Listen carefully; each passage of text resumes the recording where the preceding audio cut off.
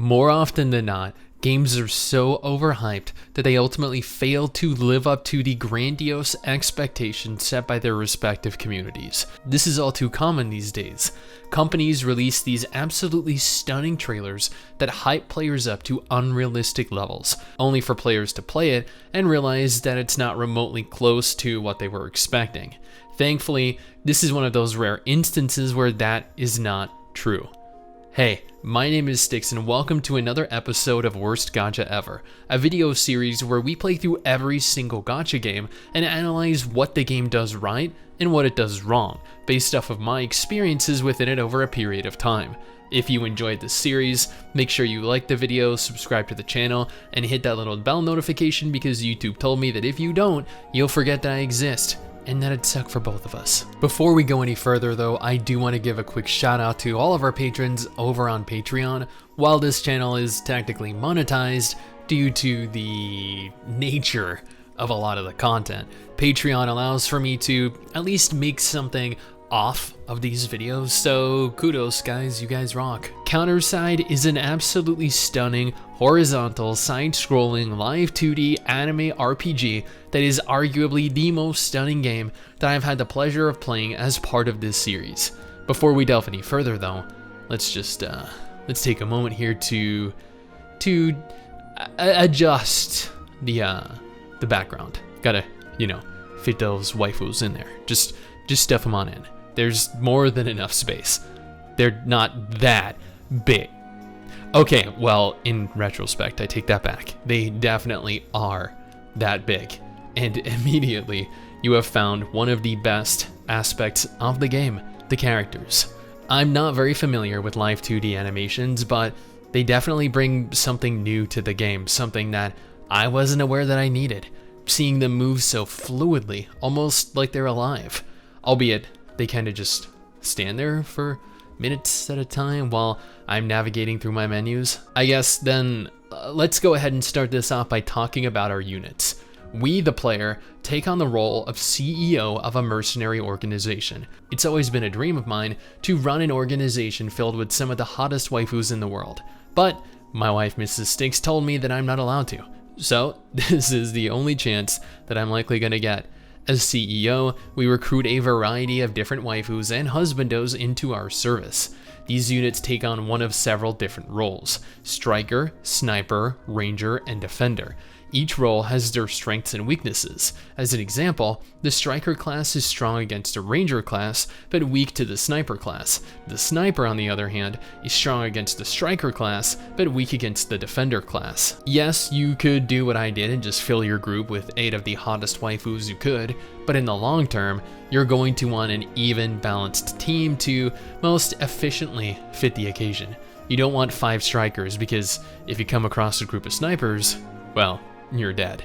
Thankfully, at the time of recording this, there's an event going on as the game just launched, allowing players to potentially obtain hundreds of characters, and honestly, the rates in Counterside aren't nearly as bad as I would have anticipated them being.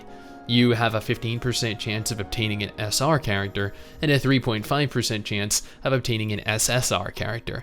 I managed over 8 SSR characters in a couple hundred pulls that I made. There's a pity system present referred to as the insured recruitment, and admittedly it's not great.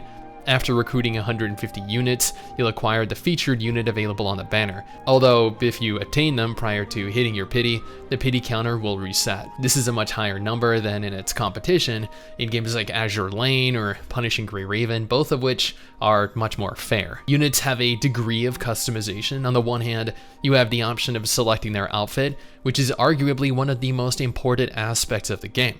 I recall people calling me out for still using Silver Ash's default skin in Arknights. Like, dude, skins ain't cheap, and I'm poor IRL. You have gear, you have a weapon, a piece of armor, an accessory, and a currently locked option. Gear has varying rarities, as you'd expect, with options to upgrade and enhance them at the cost of weaker gear pieces. You can level your characters via salary negotiation. This is easily the fastest way of opening new content. There are 3 options when leveling your characters. The cheap option, which reduces the cost, has no chance of increased loyalty, and no chance at additional XP gain. The moderate option, with a 20% chance at increased XP and loyalty gain, and then the I'm so rich that it doesn't matter option, with a 60% chance of increased XP, 50% increased loyalty, and 30% increased cost. I chose the rich people option every time, because if I can't do that IRL, you best bet I will do it in game. Unfortunately, I did run out of money quite rapidly. You can limit break your characters. These either cost duplicates used as materials, or materials specifically that align with their affinity. Limit breaking your character can only be done up until the maximum number of stars they possess, meaning that you cannot 6-star a character that only has access to 5 stars, such as an SR unit. If you're unlucky, like I typically am in gacha games, and you don't manage many, if any, SSR units, then this is no doubt going to severely inhibit your chances at success as the game goes on, because the difficulty continues to scale exponentially every chapter. And finally, you're capable of upgrading their skills at the cost of skill books. For reference, every single material required for each feature listed above can be farmed in the game without too much difficulty. I know. Geez, Stix, you've been talking about your waifus for literally like the last 3 minutes, dude. And I'm sorry, there really just is quite a bit of depth to your characters, and that's something I can genuinely appreciate. In terms of content, you have the mainstream, which functions as a story. As you make progress through the story, you unlock additional chapters, new characters, extra features. I've cleared partway through chapter 5 thus far, although as noted, it has gotten quite difficult. So difficult, in fact, that half the levels I'm doing I can barely manage 2 out of 3 medals on, even maximizing my upgrades as far as I possibly can at this juncture. Then we have the supply operation. This is one of multiple methods that allow for you to obtain materials to upgrade your characters, and from what I've experienced personally, has been the main method with which I've farmed coin in-game, as coin is necessary to upgrade pretty much every facet of the game. We have the simulation tab featuring attack, defense, and anti-air missions that reward appropriate materials. There's the side story, which, you know what, honestly I really haven't pursued much of. Challenges, which I've attempted and failed repeatedly. I have no idea what kind of team is necessary to successfully complete one of these challenges, but a full group of level 70 plus units with a level 50 ship gets wiped in less than 30 seconds. Counter cases allow you to redeem rewards based on how many levels each respective operator has acquired, and then there are free contracts and events, which are essentially more of the same. In terms of PvE, there is no shortage of options with which to expend your stamina. There are a surplus of different game modes, each with their own respective enemy types, win and lose conditions, difficulties, so many in fact, that you'll often find yourself short on time rather than things to do. Outside of PvE, there's PvP, your branch, and your headquarters. First, let's discuss the branch. After establishing a branch, you obtain access to missions. You can send squads out on missions with varied durations and difficulties. You can add additional facilities to your branch, increasing the rate or reward of various activities. You'll also gain access to diving, which is kind of a minigame within a minigame within the game that rewards materials and currency. Honestly, with the sheer amount of things present within this game, admittedly, I have not explored remotely close to as much as I perhaps should have, nor want to. Now let's talk about the headquarters. Your headquarters allow for you to build things like your laboratory, featuring upgrades for your units, a workshop that allows for you to craft and upgrade gear to equip on your units, the hangar where you can take a look at all of the incredible SR and SSR ships that you'll never have because you're just stuck with the piece of trash ship that you were given when you started the game and weren't lucky enough to win anything better because you're a loser and a failure as a CEO. Yeah, sorry for that little tangent. I'm just really depressed that I never got anything better than the generic crap that I received when I started the game, and never obtained enough materials to build anything better. And then you have the dorm, where your waifus and husbando sleep and socialize, and you meet new people visiting. Mrs. Stix actually spent everything that I had to decorate the first of many rooms, and admittedly she actually did an incredible job. I just had a box, a broom, and a chair in the middle of the room. Yeah, I'm quite the interior decorator. That was my calling before YouTube. Next, PvP.